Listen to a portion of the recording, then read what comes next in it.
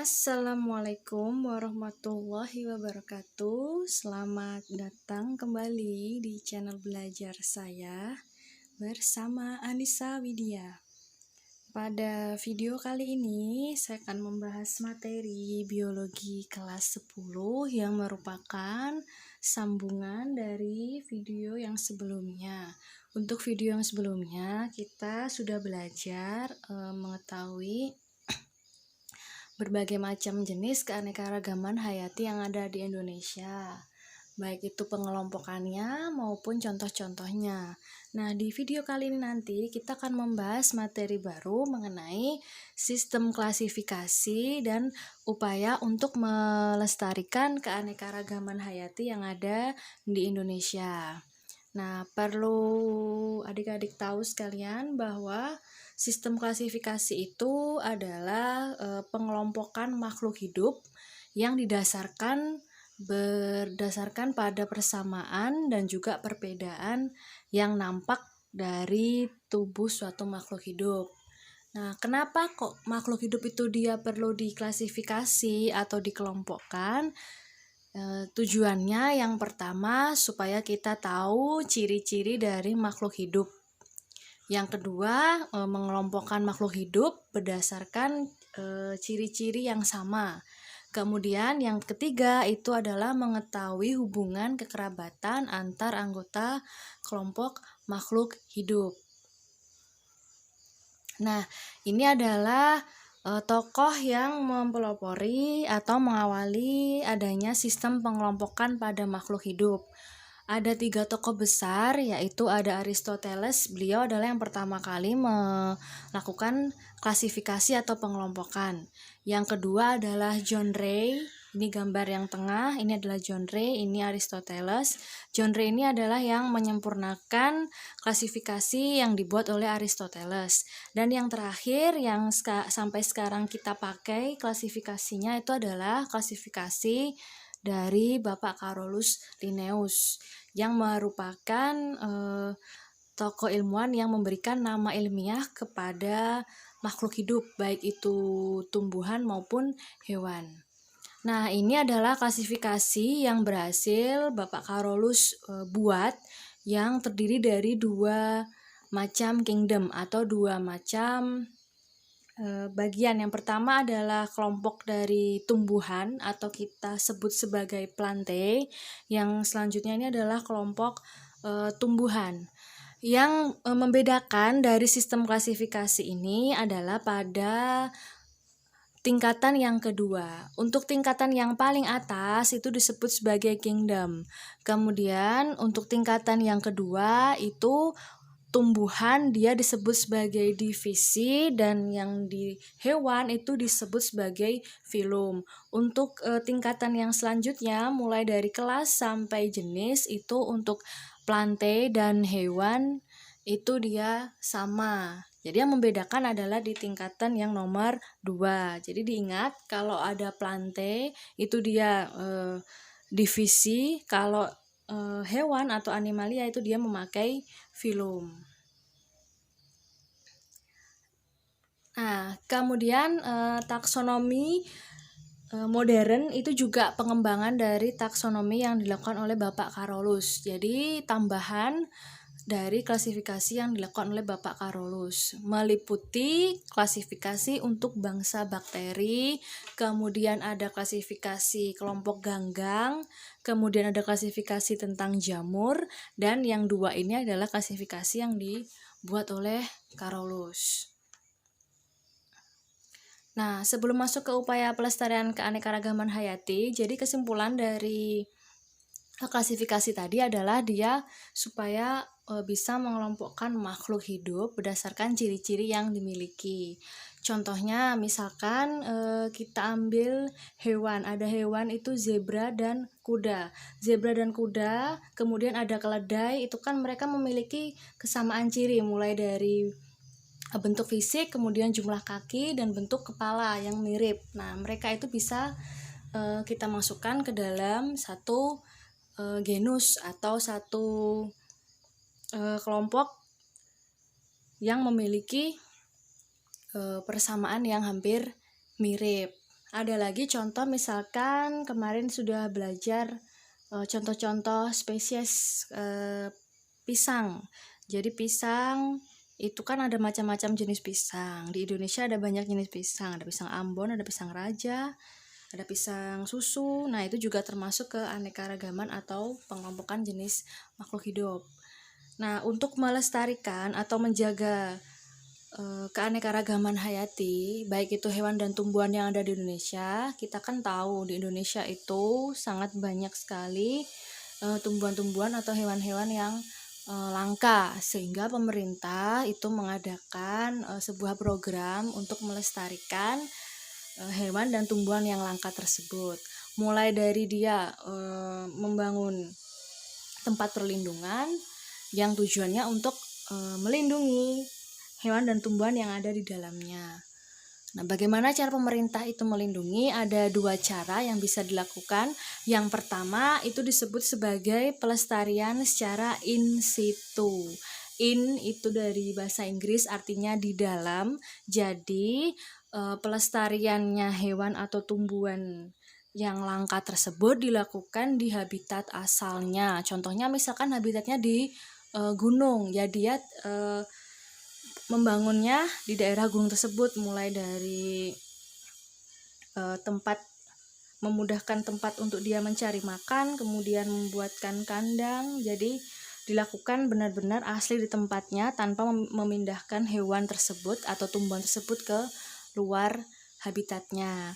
Yang kedua, ada pelestarian secara ex situ. Ex itu berarti bisa dilakukan di luar.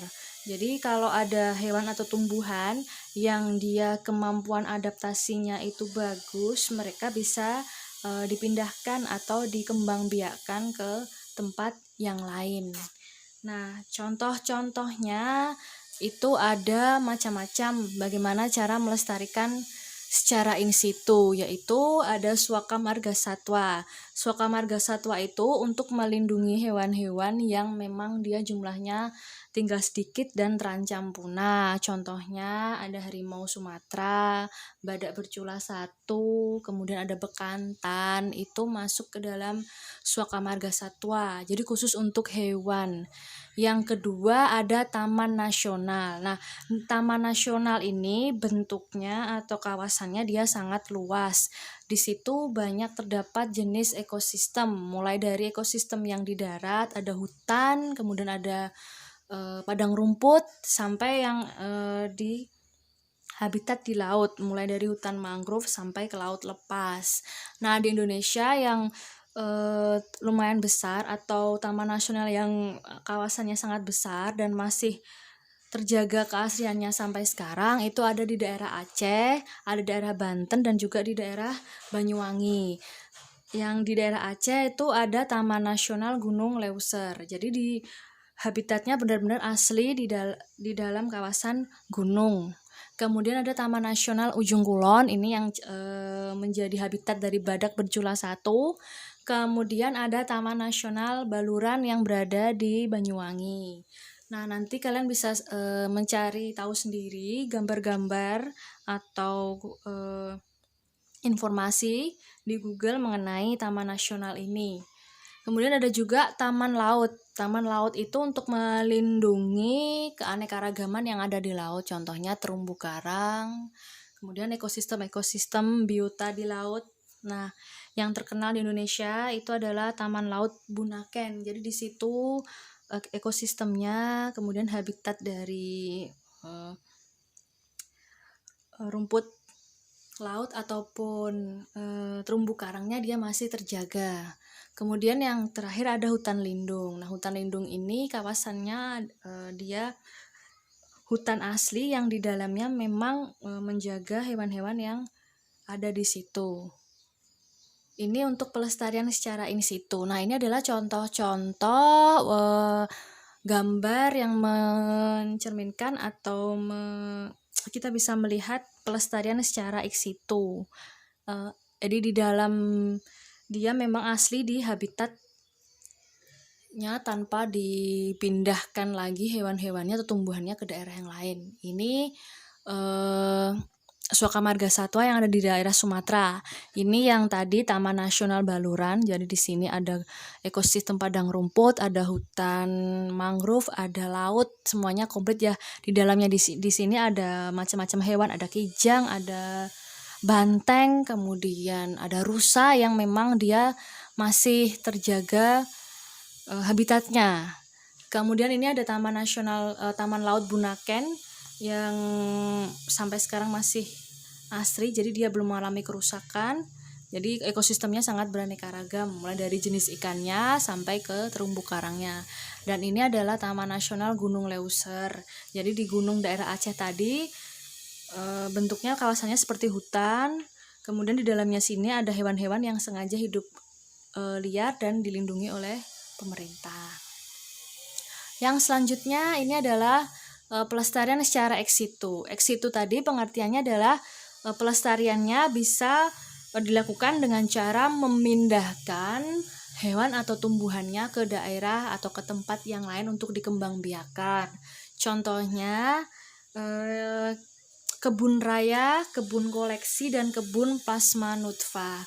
Kalau kebun raya itu berarti dia di dalam kebun wilayah tersebut ada beraneka macam tumbuhan mulai dari Sabang sampai Merauke yang sengaja untuk dikembang biakan. Yang mulai dari yang ukurannya kecil seukuran rumput sampai yang ukurannya besar menyerupai pohon. Kemudian ada kebun koleksi. Kalau kebun koleksi dia lebih spesifik lagi jenis tanamannya. Mungkin jenis tanaman-tanaman tertentu saja yang dia dikembangbiakan di dalam situ. Kemudian ada kebun plasma nutfah. Plasma nutfah ini maksudnya adalah bibit yang bagus, bibitnya yang merupakan cikal bakal atau awal mula tanaman itu memiliki kualitas yang bagus, mulai dari buahnya, kemudian bentuk tumbuhannya. Itu pengertian dari pelestarian secara ex situ. Ada juga untuk ex situ yang binatang, itu contohnya kebun binatang. Di kebun binatang kan banyak tuh jenis binatang yang dia didatangkan dari daerah yang lain. Syaratnya harus tumbuhan atau hewan itu dia harus memiliki kemampuan adaptasi atau penyesuaian yang bagus supaya bertahan bila dia dipindahkan ke tempat yang lain. Nah, ini adalah contoh gambar dari kebun raya dan juga kebun koleksi. Kalau kebun koleksi tanamannya spesifik, jadi dia mulai dari awal menanam sampai dia tumbuh menjadi pohon. Kalau kebun ini adalah kebun raya di daerah Bogor. Nah, cukup sekian materi yang saya sampaikan. Nanti bisa sambil dicari informasi terkait mengenai upaya pelestarian keanekaragaman hayati di Indonesia, kemudian contoh-contoh lain dari hewan atau tumbuhan yang dilindungi.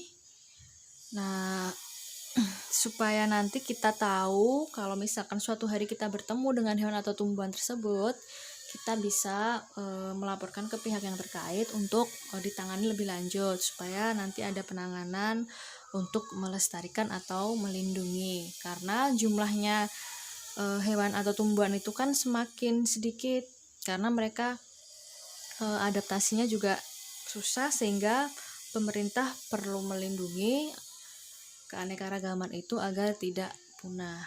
Ya, sekian video dari saya. Apabila ada kurang dan lebihnya, saya mohon maaf. Sampai jumpa lagi di video saya selanjutnya. Assalamualaikum warahmatullahi wabarakatuh. Jangan lupa di like dan di subscribe channel saya.